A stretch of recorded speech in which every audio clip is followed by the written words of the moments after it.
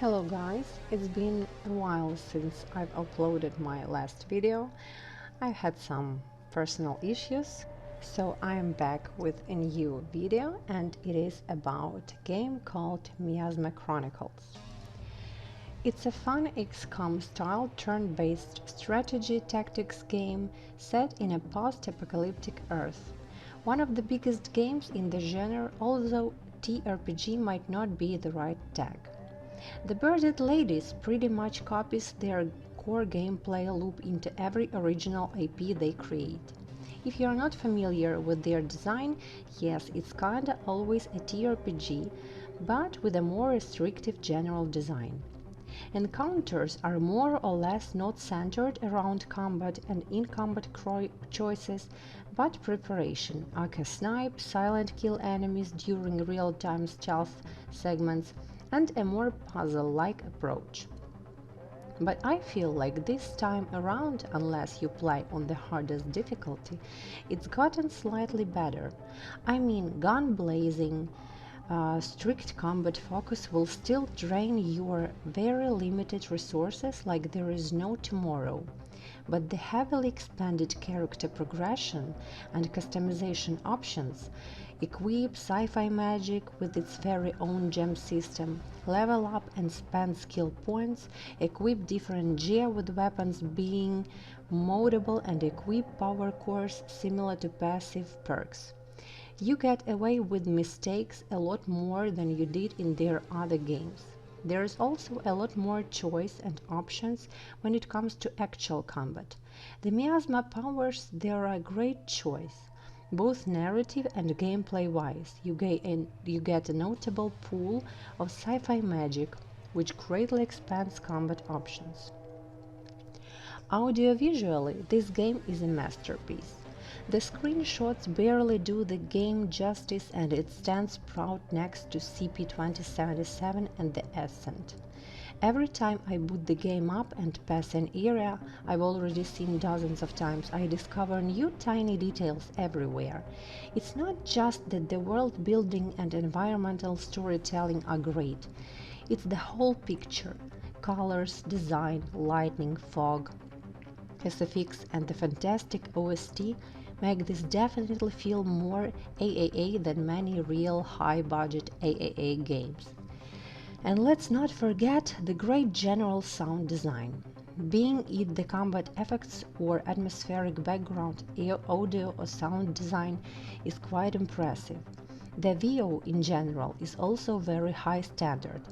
I mean, on a personal level you might love the every actor, but objectively the VO is very competent. The studio always had a hand for creating very deep, rich and compelling worlds, with its iteration probably being their best depiction and an original new IP. You get some Western Borderlands beats, some Fallout, some Cyberpunk, some The Surge, nanotech galore, and even some fantasy pieces. The fact that they managed to include the line "Dream about electric sheep" without it feeling fan-servicey or tacked on says it all. Narrative, world design, gameplay, and even the UI just show how much experience they got, and I cannot imagine how much blood, sweat, and tears went into this project. However, there are issues. First, there is bugs and glitches abound, this long after release. From your companions getting stuck in the environment during exploration, to weird behavior when starting closing ambushes, as you would when you try different positions to start an engagement, to companions not sticking to your inputs while staying separated or crouched. Problems here again are often related to the ambush behavior. I also encountered very rare UE4 crashes, mostly in specific quests moments, side quests mostly. Second, as much as I commend how competent they got their core gameplay formula down, it's an acquired taste. Yes, pro gamers might love the puzzle approach to combat, but for normal gamers, this just turns the game into feeling very on rails and unresponsive. Stellar Tactics would be my example on how to do it better. You got the choice to grind and get stronger to make encounters way easier, or you don't do that and instead plan every single move for days and enjoy a more challenging gameplay. It's the player's choice, which is how RPGs did it back in the day, and IMHO a way better approach. I get that the studio wants to implement the silent kill, snipe, etc. mechanics in their titles, and I get that you need more challenging encounters to make this even a valuable gameplay aspect. But this can become quite repetitive as well. The option to outgrind or overpower content would make this aspect more feasible for the masses. Again, I think RPGs, TRPGs before all this auto-scaling and every game has to be basically roguelite when it comes to difficulty, just did it better. It was your choice. That said, Miasma is definitely the most approachable, the bearded lady's game.